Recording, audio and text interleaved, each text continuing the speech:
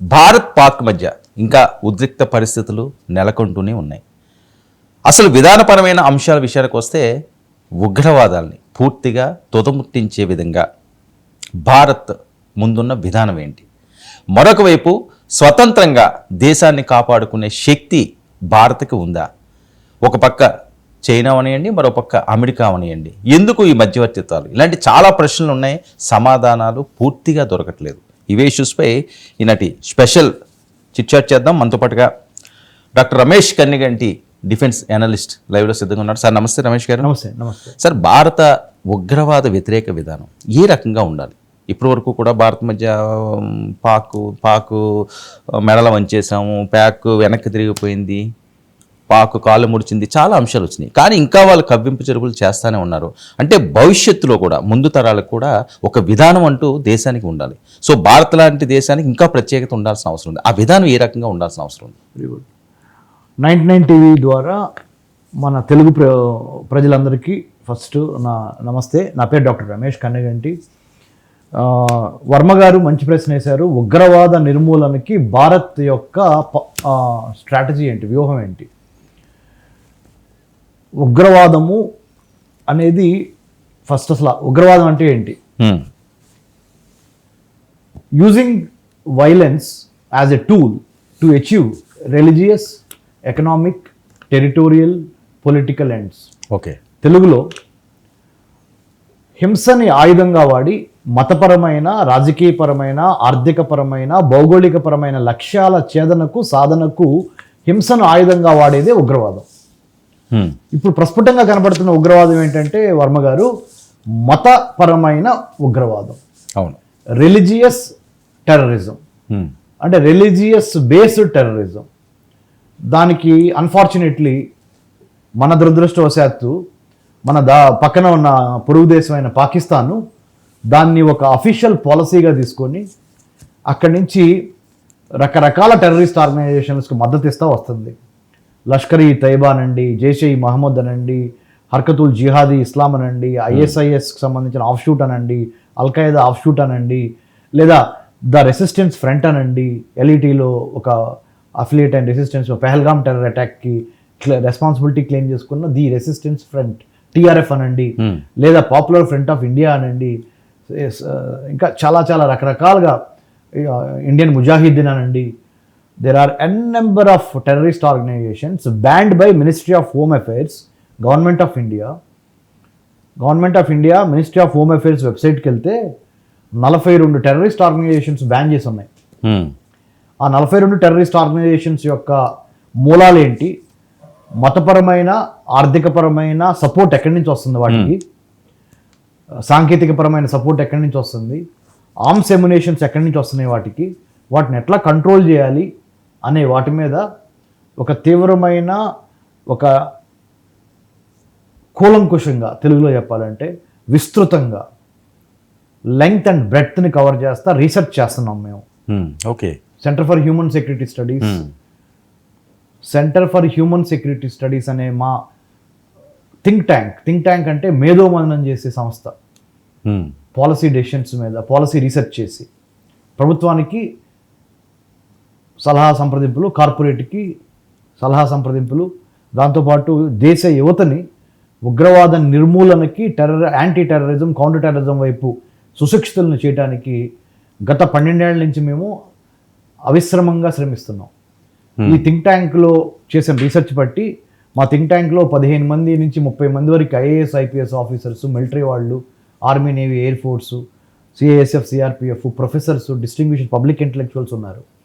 మా రీసెర్చ్ ద్వారా తెలిసింది ఏంటంటే వర్మ గారు, మల్టీ ప్రాంగ్డ్ స్ట్రాటజీ ఉండాలి ఉగ్రవాద నిర్మూలన చేయాలంటే. మల్టీ ప్రాంగ్డ్ స్ట్రాటజీ అంటే ఏంటంటే ఉగ్రవాదము, టెర్రరిజము. అసలు టెర్రరిజం రావడానికి కారణాలు ఏంటి, టెర్రరిస్టులు ఎక్కడి నుంచి పుట్టుకొస్తున్నారు, వాళ్ళకి డబ్బులు ఎక్కడి నుంచి వస్తున్నాయి, ఆయుధాలు ఎక్కడి నుంచి వస్తున్నాయి, ఆ టెర్రర్ నెట్వర్క్ సైబర్ స్పేస్ను ఉపయోగించుకొని, అంతర్జాలాన్ని, ఇంటర్నెట్ను ఉపయోగించుకొని ఏ విధంగా రిక్రూట్మెంట్ చేస్తుంది అలాంటి విషయాల దగ్గర నుంచి స్లీపర్ సెల్స్ ఎన్ని ఉన్నాయి భారతదేశంలో, ఎక్కడున్నవి, వాటికి ఎక్కడి నుంచి ఏం జరుగుతుంది, పాకిస్తాన్ నుంచి క్రాస్ బోర్డర్ టెర్రరిజం ఇండియాలోకి ఎట్లా వస్తుంది, లేదా బంగ్లాదేశ్ బేస్డ్ టెర్రరిస్ట్ ఆర్గనైజేషన్స్ ఏంటి, లేకపోతే నేపాల్ బేస్డ్ మావోయిస్ట్ ఆర్గనైజేషన్స్ ఏంటి, లేదా చైనా బేస్డ్ వెపన్స్ కానీ చైనీస్ ఐడియాలజికల్ చైనీస్ ఫండింగ్ ఏమన్నా ఉందా ఈ ఆర్గనైజేషన్స్కి అనే దాని మీద, లేదా మిడిల్ ఈస్ట్ నుంచి గల్ఫ్ కంట్రీస్ నుంచి కానీ ఏమన్నా ఐడియాలజికల్గా కానీ ఫైనాన్షియల్గా కానీ సపోర్ట్ దొరుకుతుందా ఈ టెర్రరిస్ట్ ఆర్గనైజేషన్స్? ఖచ్చితంగా దొరుకుతుంది కదా. అదే వాటన్నిటికి సంబంధించి ఒక శాస్త్ర సాంకేతిక అంటే advanced plus as well as scientific research చేస్తాం మేము. ఎంతవరకు పాసిబిలిటీ ఉంటుంది? ఇది చాలా పెద్ద పాసిబిలిటీ 100% ఉంటుంది. ఎందుకు అంటే మా దగ్గర పనిచేసే వాళ్ళందరూ సీనియర్ ఐఏఎస్లు ఐపీఎస్లు రిటైర్ అయిన వాళ్ళు, CSF CRPF BSF Indian army air force నేవీలో పనిచేసి రిటైర్ అయిన వాళ్ళు మా దగ్గర ఉండిపోతే ఇంకెవరి దగ్గర ఉంటుంది సార్ ఈ రీసెర్చ్? మేము ఏదో నీజర్క్ రియాక్షన్ లాగా నిన్న పెహల్గాం టెర్రర్ అటాక్ జరిగింది, 28 మందిని వాళ్ళు వచ్చి చంపేశారు, వాళ్ళు వీరమరణం పొందారు అనే ఇది ఒక లెక్క. దానికి మేమంతా మరి ఏం చేయాలి? అలాంటప్పుడు మన వాళ్ళని మనం పోగొట్టుకున్నాము, ఎన్నో మరి సామాన్య ప్రజలను పోగొట్టుకున్నాం. టూరిజం కోసం వెళ్ళిన వాళ్ళు టెర్రరిస్ట్ వచ్చి చంపారు. ఇది ప్రాబ్లము. మరి సొల్యూషన్ ఏంటి అన్నప్పుడు మేము ఏదో నీజర్క్ రియాక్షన్ లాగా నిన్న పెహల్గాం టెర్రర్ అటాక్ జరిగింది కాబట్టి ఇవాళ మీ సంస్థను స్టార్ట్ చేయాల అంటే గవర్నమెంట్ సపోర్ట్ ఏమైనా ఉందా? దీనికి గవర్నమెంట్ సపోర్ట్ ఉంటుంది, ప్రైవేట్ సపోర్ట్ ఉంటుంది. ఎన్నో యూనివర్సిటీస్తో ఎంఓయూలు ఉన్నాయి మాకు. ఐఐటి బాంబేతో, ఐఐటి చెన్నైతో, మన ఏపీ పోలీసు, తెలంగాణ పోలీస్తో కూడా కలిసి పనిచేస్తాము. తర్వాత central academy for police training భోపాల్తో ఎంఓయూ ఉంది. నల్సార్ యూనివర్సిటీ ఆఫ్ లా, ప్రముఖ నల్సార్ లా విశ్వవిద్యాలయంతో ఎంఓయూ ఉంది. ఇక్ఫా యూనివర్సిటీ, గీతం యూనివర్సిటీ, శ్రీ వెంకటేశ్వర యూనివర్సిటీతో ఎంఓయూ ఉంది. ఇలా ఒక శాస్త్రబద్ధంగా ఒక సాంకేతిక నైపుణ్యాన్ని ఉపయోగించి artificial intelligence, blockchain, IOT, big data, metaverse లాంటి న్యూ టెక్నాలజీని వాడి టెర్రరిజాన్ని ఏ విధంగా ఎదుర్కోవాలి అనే అంశం మీద పరిశోధన చేస్తాము. తర్వాత ఈ ఉగ్రవాదానికి సంబంధించిన మూలాలు ఎక్కడ ఉన్నాయి, ఆ మూలాలను ఎట్లా అరికట్టాలి అనే దాని మీద పరిశోధన చేస్తాము. We work with foreign governments also.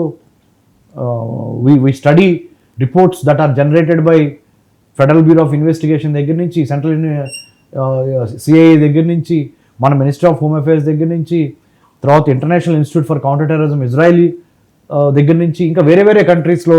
దీనికి ఏమైనా ఒక టైం పీరియడ్ ఏమైనా ఉంటుందా? 6 months లేకపోతే 1 year లేకపోతే 2 years? అంటే దీనికి మేము ఫెలోషిప్స్ కూడా ఇస్తాము. వేరే వేరే స్టూడెంట్స్ కూడా చదువుతారు. విదేశీ వ్యవహారాలు, దేశ అంతర్గత భద్రత, ఉగ్రవాద నిర్మూలన, ఈ అంశాల మీద మేము కంటిన్యూస్గా రీసెర్చ్ చేసి, నేను నల్సార్ యూనివర్సిటీ ఆఫ్ లాలో రిజైన్ చేసి వర్మ గారు 2010లో జనవరి 18న centre for human security studies అనే సంస్థను రిజిస్ట్రేషన్ చేసి, థింక్ ట్యాంకు ఉన్న థింక్ ట్యాంక్స్ అన్ని డిఫెన్స్ సెక్యూరిటీ అన్ని ఢిల్లీలో ఉన్నాయి. అరే ఢిల్లీలో ఉండి మొత్తం ఢిల్లీ నుంచే రీసెర్చ్ చేస్తే దేశం మొత్తం కవర్ అవ్వదు కదా. హైదరాబాద్ ఏంటి, నార్త్ ఇండియాకి సౌత్ ఇండియాకి మధ్యలో బ్రిడ్జి. అవును, ఈ బ్రిడ్జి. అందుకని ఆ దూరదృష్టితో నేను 12 ఏళ్ల క్రితమే ఈ centre for human risk factor ఎంత ఉంటుందండి సార్? ఎవ్రీడే గోయింగ్ అనే మోటార్ సైకిల్ అనే రోడ్ ఈజ్ రిస్క్. రిస్క్ ఎవడు భయపడతాడు సార్? రిస్క్ భయపడకూడదు, రిస్క్ తీసుకోవాలా. దేశం అంటే మన దేశమే, దేశాన్ని కాపాడాలి అంటే దేశాన్ని కాపాడాలి, మధ్యలో అటు ఇటు ఉండకూడదు. డిసైడ్ చేయాలి, డూ ఆర్ డై. టెర్రరిస్టులకే అంత వాళ్ళకి పట్టుదల ఉన్నప్పుడు అమాయకుల్ని చంపాలని ధర్మం వైపు ఉన్న మనకెంత పట్టుదల ఉండాలి సార్ వర్మ గారు? మనం ఏమైనా తక్కువ తిన్నామా? వాళ్ళకే అంత పట్టుదల ఉన్నప్పుడు, ఒక ఉగ్రవాదికే అంత పట్టుదల ఉన్నప్పుడు మనకెంత పట్టుదల ఉండాలి? ధర్మం వైపు, సత్యం వైపు నిలబడిన మనకి. మంది కాదులే, ఓన్లీ పోలీస్ వాళ్ళు చూసుకుంటారు, ఆర్మీ వాళ్ళు చూసుకుంటారు, నేవీ వాళ్ళు చూసుకుంటారు, దేశ రక్షణ, దేశ భద్రత మంది కాదులే. మనము, మన ఉద్యోగం, మన పెళ్ళాం, మన పిల్లలు, మన రియల్ ఎస్టేట్, మన ఫార్మా ఇండస్ట్రీ, మన స్థలాలు, పొలాలు, ఇదే మైండ్ సెట్తో ఉంటే ఏమవుద్ది? ఈ పెహల్గాం లాంటి టెర్రర్ అటాక్స్ ఎక్కువగా జరుగుతాయి. ఈ మైండ్ సెట్ నుంచి బయటికి రావాలి మనం. ఈ మైండ్ సెట్ నుంచి బయటకు వచ్చి we have to concentrate on how to protect the country as a సివిలియన్గా. What is my role in